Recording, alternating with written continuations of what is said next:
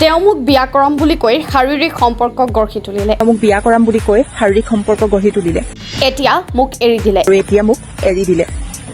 মানে তেওঁ বিবাহৰ নামত মোক শাৰীৰিকভাৱে শোষণ কৰিলে। মানে তেওঁ বিবাহৰ নামত মোক শাৰীৰিকভাৱে শোষণ কৰিলে। আমাৰ সম্পৰ্কটো দুয়োজনৰ মতামতৰ ভিত্তিত হৈছিল, জোৰ কৰা নাছিল তেওঁ। আচলতে আমাৰ সম্পৰ্কটো দুয়োজনৰ মতামতৰ ভিত্তিত হৈছিল, মানে জোৰ কৰা নাছিল তেওঁ। বিয়াৰ প্ৰস্তাৱ দিছিল, মই গ্ৰহণ কৰিছিলোঁ। বিয়াৰ প্ৰস্তাৱ দিছিল, মই গ্ৰহণ কৰিছিলোঁ।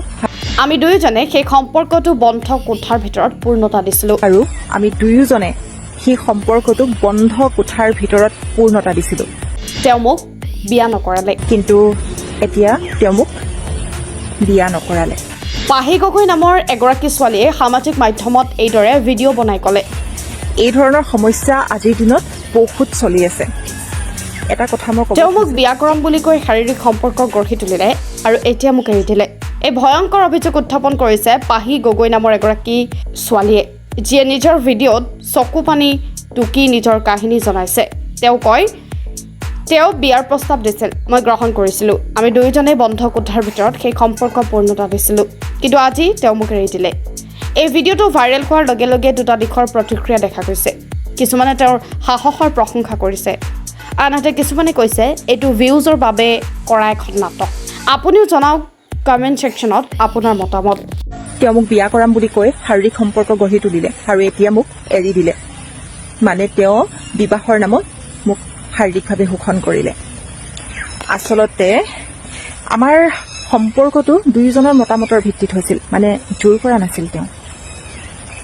বিয়াৰ প্ৰস্তাৱ দিছিল, মই গ্ৰহণ কৰিছিলোঁ আৰু আমি দুয়োজনে সেই সম্পৰ্কটোক বন্ধ কোঠাৰ ভিতৰত পূৰ্ণতা দিছিলোঁ। কিন্তু এতিয়া তেওঁ মোক বিয়া নকৰালে। এই ধৰণৰ সমস্যা আজিৰ দিনত বহুত চলি আছে। এটা কথা মই ক'ব খোজো যে সেই যে বিয়াৰ প্ৰস্তাৱ দি একেবাৰে বন্ধ কোঠালৈ লৈ যোৱা হয়, সেইখিনিত বাৰু কেৱল পুৰুষজনৰ ভুল থাকে নেকি? হয়, তেওঁৰ ভুল থাকে, তেওঁ ব্যৱহাৰ কৰি এৰি দিয়ে। কিন্তু এটা কথা মই ক'ব খোজো যে এখন হাতেৰে জানো হাত চাপৰি বাজে? হয়তো নাবাজে। যদিহে ছোৱালীজনীক বিয়াৰ প্ৰস্তাৱ দিছে, ল'ৰাজনে বিয়াটো পতা নাই, প্ৰস্তাৱহে দিছে, যেতিয়ালৈকে বিয়া নহয় তেতিয়ালৈকে নিজক সংযম কৰি ৰাখিব পৰাটোহে এগৰাকী প্ৰকৃত নাৰীৰ গুণ। যদিহে আপোনাক বিয়া কৰাম বুলি কৈছে, বাটে পথে বহুত মানুহ থাকিব পাৰে, বহুতে বিয়াৰ প্ৰস্তাৱ দিব পাৰে, তেনেহ'লে কি প্ৰত্যেকৰ লগত আপুনি কি থাকিবলৈ যাব নেকি? আচলতে সেইটো কথা নহয়। নিজক সংযম কৰি ৰাখিব লাগে। কোনোবাই বিয়াৰ প্ৰস্তাৱ দিলেই মানে এইটো নহয় যে আপোনাক একেবাৰে বিয়া কৰাই লৈ গৈছে। মোক আজি বহুত নাৰীয়ে বেয়াও পাব পাৰে, কিন্তু মই এটা কথা ক'ব খোজো যে কেৱল পুৰুষজনক দুখ জাপি দিলে নহয়।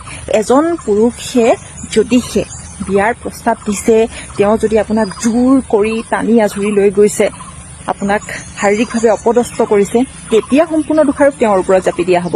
তেওঁ কেৱল প্ৰস্তাৱহে দিছে, বোলে আমি একেলগে নিশা উদযাপন কৰোঁ।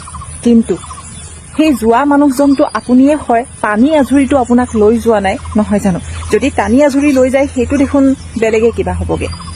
আৰু দ্বিতীয়তে হৈ গ'ল, যদিহে আপোনাক আৱেগিকভাৱে তেওঁ আপোনাক আক্ৰমণ কৰিছে, মানে ধৰি লওক আপোনাক কৈছে যে ইম'চনেল অত্যাচাৰ কৰিছে, আপোনাক কৈছে যে তুমি মোক ভালেই নোপোৱা, সেইকাৰণে তুমি মোৰ লগত এনেকুৱা কৰিছা, তোমাক মই মাতিলেও নোযোৱা, এনেওতো মই তোমাকেই বিয়া পাতিম, তুমি মোৰ লগত থাকিব নিবিচাৰা, মানে মোৰ ওপৰত তোমাৰ বিশ্বাসেই নাই, ভৰসাই নাই। এই কথাষাৰৰ সত্যতা কিন্তু নাথাকে।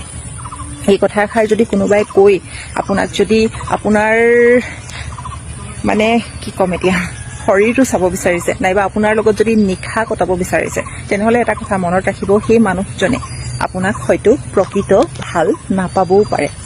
গতিকে নিজক সম্পূৰ্ণ দেহে মনে সঁপি দিয়াৰ আগত এবাৰ ভাবি চাব। কাৰণ আপুনি যেতিয়া তেওঁৰ লগত থাকিবলৈ গৈছিল, তেতিয়াতো কাকো জনোৱা নাছিল, মনে মনে গৈছিল, লুকাই চুৰকৈ। কিন্তু যেতিয়া এৰি দিলে মানুহজনে, তেতিয়া ৰাজহুৱা কিয় কৰিছে? গভীৰ প্ৰশ্ন।